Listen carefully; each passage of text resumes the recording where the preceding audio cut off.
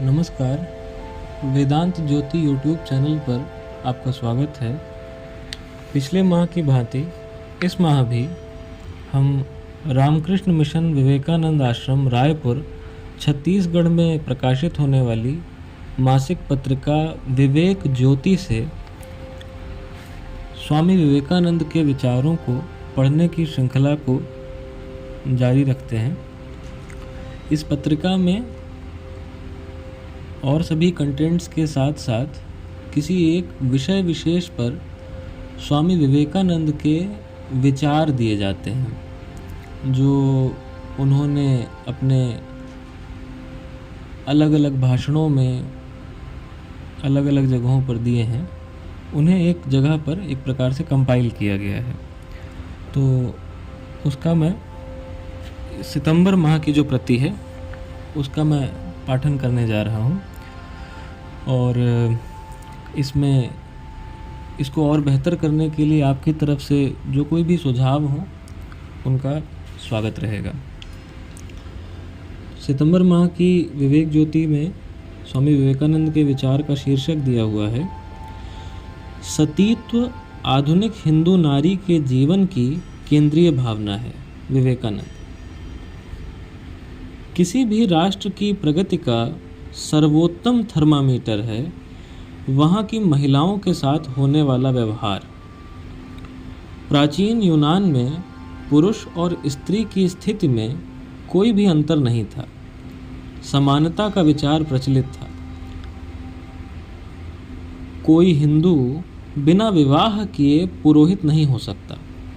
आशय यह है कि अविवाहित एकाकी मनुष्य केवल आधा और अपूर्ण होता है। आदर्श स्त्रीत्व का अर्थ पूर्ण स्वाधीनता है। सतीत्व आधुनिक हिंदू नारी के जीवन की केंद्रीय भावना है।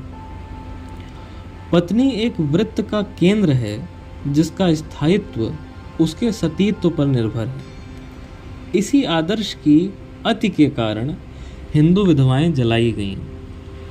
हिंदू स्त्रियां बहुत ही आध्यात्मिक और धार्मिक होती हैं, कदाचित संसार की सभी महिलाओं से अधिक।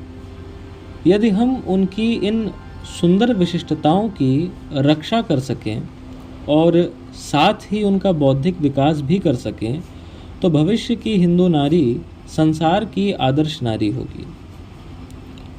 पहला वॉल्यूम 324 और 325 पृष्ठ।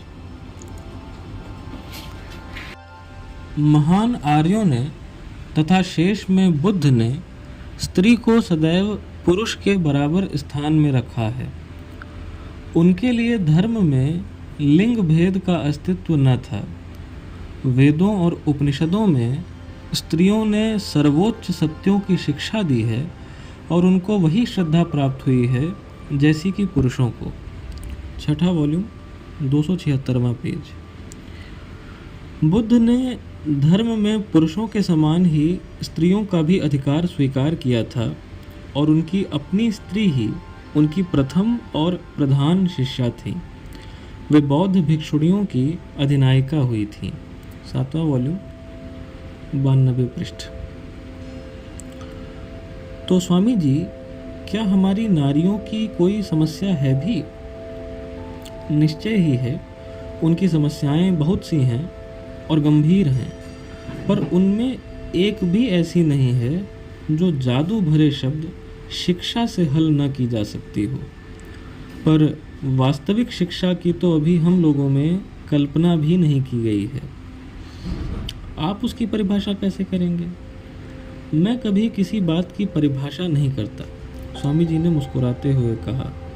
फिर भी हम इसे मानसिक शक्तियों का विकास, केवल शब्दों का रटना मात्र नहीं, अथवा व्यक्तियों को ठीक तरह से और दक्षता पूर्वक इच्छा करने का प्रशिक्षण देना कह सकते हैं। इस प्रकार हम भारत की आवश्यकता के लिए महान निर्भीक नारियां तैयार करेंगे। नारियां जो संघमित्रा, लीला, अहल्याबाई और मीराबाई की परंपराओं को चालू रख सकें। नारियां जो वीरों की माताएं होने के योग्य हों, क्योंकि वे पवित्र और आत्मत्यागी हैं और उस शक्ति से शक्तिशाली हैं जो भगवान के चरण छूने से आती है।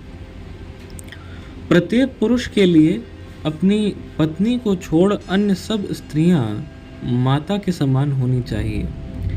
जब मैं अपने आसपास देखता हूँ और स्त्री दाक्षिण्य के नाम पर जो कुछ चलता है वह देखता हूँ, तो मेरी आत्मा ग्लानि से भर उठती है। जब तक तुम्हारी स्त्रियां काम संबंधी प्रश्न की उपेक्षा करके सामान्य मानवता के स्तर पर नहीं मिलती, उनका सच्चा विकास नहीं होगा। तब तक वे केवल खिलौना बनी रहेंगी और कुछ नहीं। यह सब तलाक का कारण है। तुम्हारे पुरुष नीचे झुकते हैं और कुर्सी देते हैं, मगर दूसरे ही क्षण वे प्रशंसा में कहना आरंभ करते हैं, देवी जी तुम्हारी आंखें कितनी सुंदर हैं। उन्हें यह करने का क्या अधिकार है? एक पुरुष इतना साहस क्यों कर पाता है और तुम स्त्रियां कैसे इसकी अनुमति दे सकती हो? ऐसी चीजों से मानवता के अधमतर पक्ष का विकास होता है। उनसे श्रेष्ठ आदर्शों की ओर हम नहीं बढ़ते।